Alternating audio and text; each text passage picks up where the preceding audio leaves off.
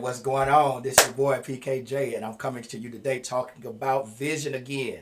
We're talking about vision. Now, look, yesterday we talked about how others see us, and we talked about the fact that the way others see us, it does matter in the perspective of collaboration and patronization. Patronization, if I want people to buy my product or connect with me in any kind of way, I have to make sure that I'm being seen in a way that fits their brand because I am a brand by myself. And then for collaboration, if I am connecting with somebody else, right? If I partner with somebody on something, I have to do things to make sure that not only am I protecting my brand, but I'm protecting their brand. And if their brand does not align with my vision, my goals, my aspirations, then I don't need to connect with them, right? So vision matters. The way other people see us, it matters. There was a man by the name of David who was a king. And before he was crowned king, the man came down to anoint his brothers. But then God said, watch what God said. He said, man looks at the outward appearance, but God looks at the heart. Now, what that does not just say is that man should look at the heart. No, it says that man looks at the outward appearance and God looks at the heart. That's the first thing man looks at is the outward appearance. And so I have to make sure that I'm presenting myself in a way that is conducive to where I want to go. And I'm presenting myself in a way that is conducive to any brand that I connect with because my brand matters and their brand matters. All right. So today we're talking about how we see ourselves matters. The way we see ourselves, it matters. So here is what I want to do. I want you to think about how you see yourself. And later on today, I'm going to be posting a video about ways that you can begin to see yourself the right way. Because how you see yourself matters in the grand scheme of things. I'm going to show you something real quick. I want you to look at something, and this is our first point. My vision of myself is a window for others to see into. Say it again. My vision for myself is a window for others to see into. So that's important to know and understand that my vision of myself, others can see into that. And others can tell what I think about myself, how I feel about myself. Let me tell you something. If they hang around you long enough, they can tell how you feel about yourself. And if you are connected to the wrong people, not only can they tell how you feel about yourself, they can take advantage of it. So let me show you something. Let's go to a scripture. I'm going to take you to a scripture because Hot 15 is unapologetically biblical in its nature. All right. And so I'm going to take you to this, and I want you to see this. This is Proverbs 27:19. It says, as in water, face answers to face, so the heart of a man to a man, or a heart of one human being to another human being. As in water, face answers to face, so the heart of a man to another man.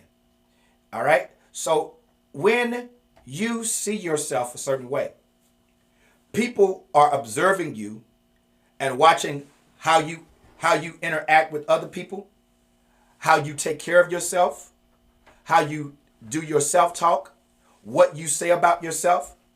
If what you say about yourself is self-deprecating, they can tell that you feel low about yourself. If what you say about yourself is mean, and you low-key crack on yourself, they can pick that up. And if they are wicked people, they're going to not only pick that up, they're going to begin to treat you the way you think about yourself. Let me say that people will treat you the way you think about yourself.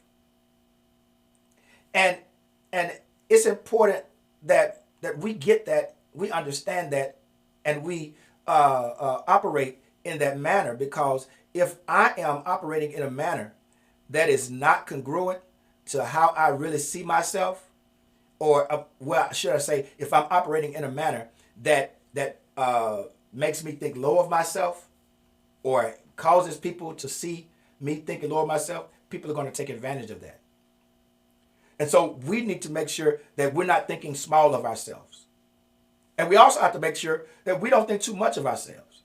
When we think too much of ourselves, no one really wants to deal with us. And let me tell you something.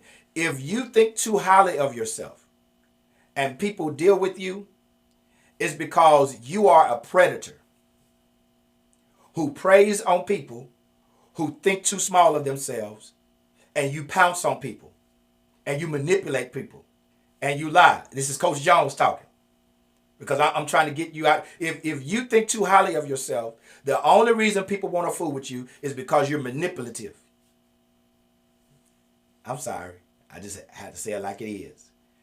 Because you manipulate people and you pounce on people's weaknesses and disadvantages. Right? And so we have to not think too low of ourselves, and we have to make sure we don't think too high of ourselves either. Because people will treat you the way you feel about yourself. When you think too highly of yourself, guess what? I'm going to tell you something. I'm just going to tell the truth. When you think too highly of yourself, you are really garbage. And anybody who has any type of balanced feeling about themselves, who feels appropriate about themselves, they're going to treat you like garbage. And because you get treated like garbage, because you think too highly of yourself and you get rejected and everything, then that's when you start being manipulative. But if you think too low of yourself, people are going to treat you the way you feel about yourself. Let me give you this illustration. One young lady that I mentor, she applied for a job because she didn't care too much about her current job or the job that she was currently working at. And so she applied for a job, and they sent her an offer after she interviewed for it. When she got the offer letter, it was a low ball. And because I knew the market, I said, you're worth at least this much. Came back, she countered against the offer that they gave her. They came back with the response to her counter, and they gave her more than what she countered for, because they realized that she was of greater value to them than they were to her, because she had a job already. But they needed her more than she needed them. And so they came back with more because she knew that she was worth more than that. Then they treated her that way. And people are going to treat you the way you think about yourself. So don't think too low of yourself. And don't think too highly of yourself. You got to have that even balance between confidence and humility. Confidence is saying that I know I can. Humility is saying, I know there are others who can too. That's how you figure it out. Confidence is saying, I know I can do this. I know I'm capable of doing this. And humility is saying, I know there are other people who are capable of doing this.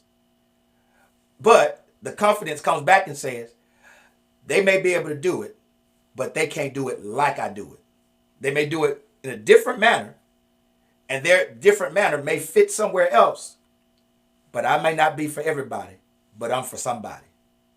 So when I think of myself with a balanced perspective, then I have a balanced understanding. When I think of myself with a balanced perspective, then I can be able to allow people to see into me and see that I know who I am, and you need to know who I am. But if who I am doesn't fit what you want, then don't bother me. I'm cool, because somebody is going to want who I am. This is Helen Jones, second son, saying life is too short to play games, so keep it real. Thank you for joining us on Hot 15.